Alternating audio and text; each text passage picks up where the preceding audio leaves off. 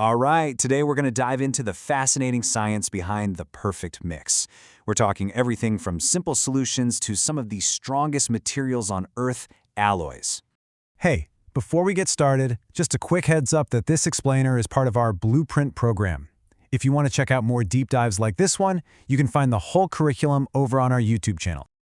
Okay, so let's start with a question for you. What on earth could a simple cup of sweet tea possibly have in common with a massive industrial steel beam?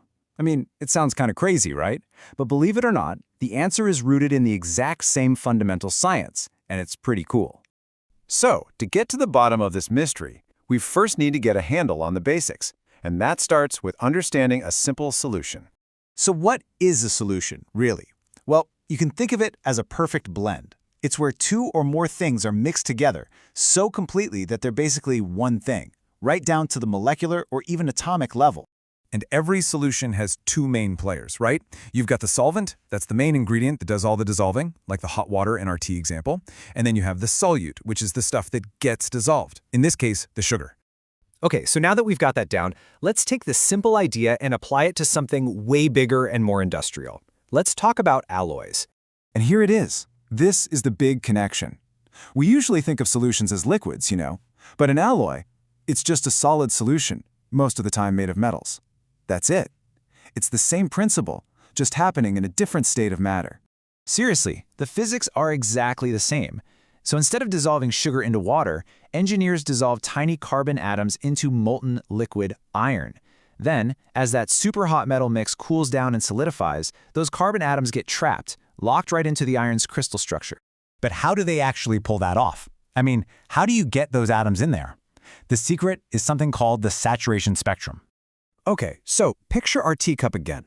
This whole thing happens in 3 stages. First, the solution is undersaturated. The water has tons of room, so that first spoonful of sugar disappears almost instantly. Then you keep adding sugar and it becomes saturated. The water is totally full, any more sugar just sinks to the bottom.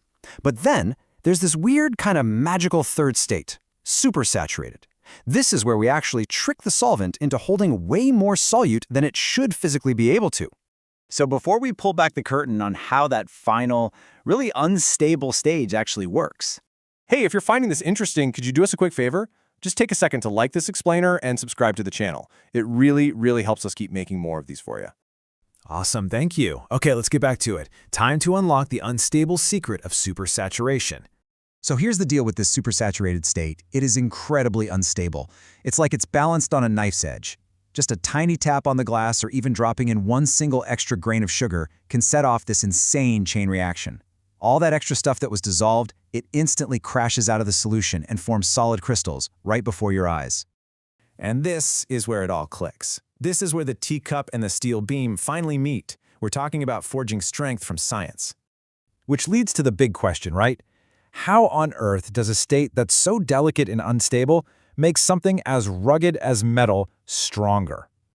Well, the answer lies in an industrial process called quenching. It works like this. First, they heat the metal way up and dissolve those extra elements into it. That creates the supersaturated liquid metal solution we talked about. Then, and this is the key part, they cool it down super fast. That's the quench. This rapid cooling permanently traps all those extra atoms inside the metal's crystal grid before they have a chance to escape. And the result of this? It's absolutely brilliant. Those trapped atoms, they act like tiny, microscopic roadblocks. You see, all metals have these little imperfections in their crystal structure called dislocations.